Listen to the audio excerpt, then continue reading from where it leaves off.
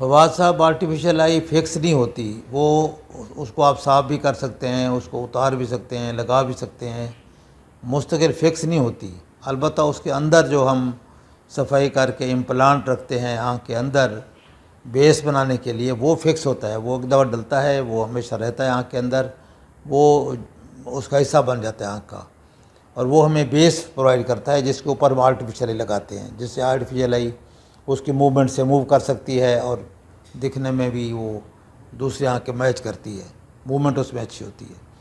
अगर इम्प्लांट ना डालें तो फिर मूवमेंट अच्छी नहीं मिलेगी हमें आई बाल की।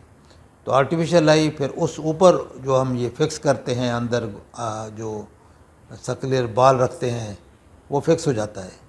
उसके बाद जब आर्टिफिशियल आई लगाते हैं तो वो आर्टिफिशियल आई फिक्स नहीं होती, उसको उतार सकते हैं, लगा सकते हैं, धो सकते हैं, क्लीन करके दोबारा लगा सकते हैं।